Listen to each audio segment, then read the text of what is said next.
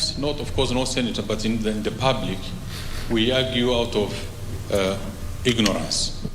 Like now, immediately after election, some leaders were saying that, okay, they did not find the coffers were empty, the treasury did not have money, there was only 93 million shillings that was found there. And we find it very, really, I don't know whether sympathize with the situation, because there's a lot of ignorance about it. Government does not collect money, stores in one place, keeps for 1 month, and then distribute after 1 month or after 1 year. We raise revenue on daily basis, and we fund government on daily basis. And there are also then there are competing needs. Salaries at this level, how much do we give to counties? How much do we give to the to parliament? How much goes to the judiciary? How much do we use to settle debt? A number of things, the competing needs. So the performance of revenue sometimes can be a challenge. You make a projection to raise a certain amount of money this week, but you end up raising less. So how do you now determine what goes to the counties and what goes elsewhere? So the low performance of revenue raised nationally impacts on our disbursement, not only to the counties, but also to the rest of government. And we've also realized that over time, the counties have over-relied on the equitable share and completely ignored own source revenue. If you look at the county councils and the municipal councils of those times, they collect more revenue than the current one. And yet those are not tailor-made. They are small organizations, ill-equipped, less experienced, without necessary capacity to manage that. But now the county government, fully functional, with all the professionals, with all the infrastructure, cannot raise revenue of their own. And I think that is the basis of where we need to interrogate ourselves. Why? Either they are collected but not remitted, either they are collected or used at the source, and this impacts negatively. Sometimes county governments present huge budgets.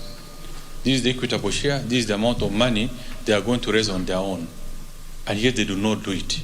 If they do not do it, and they have such a big budget, you end up spending money that you do not have, and the process accumulates lots of pending bills, which now impacts on the general state of the economy at the county level. Because you are aware there are a number of, especially SMEs, who are struggling for having supplies to the counties, for having contracted services by the counties, and yet they have not been paid, not once, maybe even over 2, 3, 4, 5 years. And the situation is very bad because I think from where we sit, there are many, many counties that are really struggling.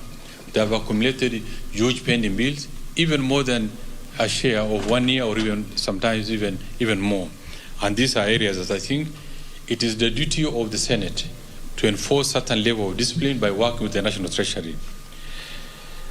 Of course, the accumulation of pending bills I've indicated here, it has affected performance of businesses at those levels. There is also a challenge of definition of county government's additional allocation bill as a money bill. There has been argument that is it a money bill or is not a money bill. In our own understanding, this is a money bill and needs to be subjected as required, but maybe Senate has a different view.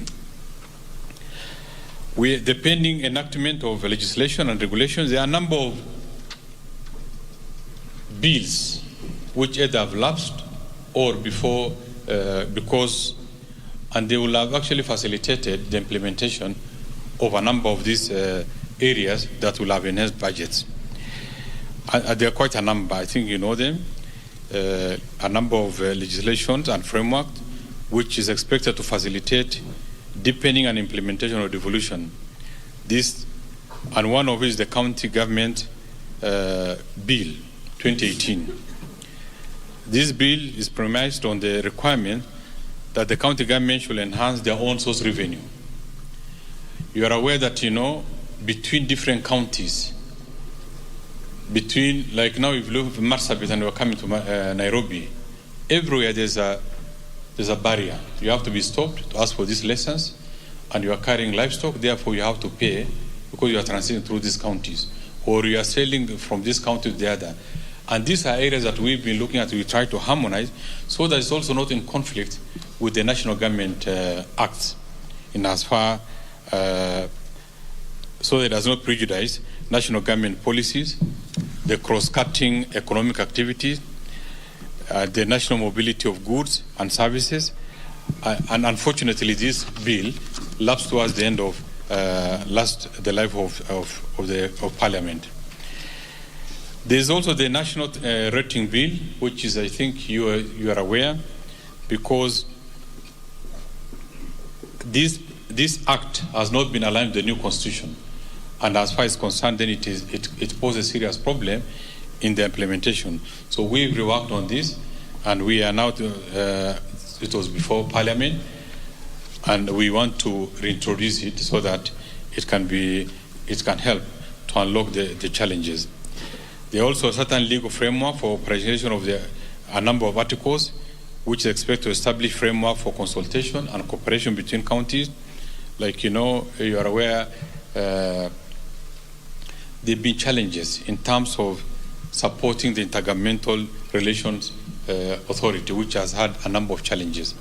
Like what you saw, the framework of the deed of transfer between the county government of Nairobi and the national government ran into serious challenges because the attendant laws were not supporting it. And these are areas that we proposed to make necessary amendment so that can be supported and fully aligned with the PFM, and then it can be used to make the transfer seamless. Yeah, thank you very much. I think basically those are critical areas, but from where we see there are a number of challenges. I think maybe at a later time we are going to interrogate each other, but we realize that from where I see the Senate has no established authority in as far as managing the matters of the county government. Why I say this, one of the critical roles of Senate and the National Treasury is to ensure that there is prudence in management of financial public resources. Is this being done? I highly doubt. We remember that in law, the Cabinet Secretary of the National Treasury has powers to stop transfer of equitable share to a county when he finds that there are challenges that is either deal with either accountability or generally prudence in financial management. But after that, he's supposed to come and seek the authority of Senate for it either to be extended or for it to be fully enforced. We tried it. When I was new in the National Treasury, I tried it. The National Assembly cooperated with us, but unfortunately, it did not see the light of the day in Senate. So it gave now powers and authority, illegal powers and authority to the governor to spend in whatever way they want. And to some extent, therefore, it was not easy to enforce even payment of pending bills. We also have seen a challenge where there are certain counties, either because of their own inefficiency, the equitable transfer in every month, they keep on accumulating. The extent of even 3, 4, 5 months, they are holding huge balances, 2, 3, 4, 5 billion not spending, and yet they're expecting money to be transferred to them on monthly basis. So that's not good use of money. That money should have actually gone elsewhere to support other sectors of the economy. But now, because the blanket transfer, it becomes very difficult for us to segregate because there's no attendant law that supports any stoppage. The county government, and I can confidently say also, I am not sure whether what we see in the Auditor General's report reflects the situation on the ground. We see clean records in as far as many counties are concerned, when in real sense, because we all come from these counties, the situation is very bad. The projects that were said to have been implemented, they actually exist only on paper. They are not there on the ground. And enforcement has been very difficult. And through this, then, corruption has thrived in the county government to the extent that I am not even sure whether the dream of the constitution-making organs are fully realized. This is one area that I think should be the responsibility of Senate as the custodian of devolution to look at those administrative challenges, to look at those mismanagement and corruption at the county level. The situation in where we say in the National Treasury is quite there. Many people have been impoverished. Businesses, for things they supplied, but they have not been paid. I think I just want to rest there. There are a number of areas that we can interrogate each other. We need to have a supporting law in dealing with areas where there are clear cases of mismanagement of resources. Senate can enact a law that compels the counties or the National Treasury to stop transfer of resources when they see that there is complete abuse. Thank you very much.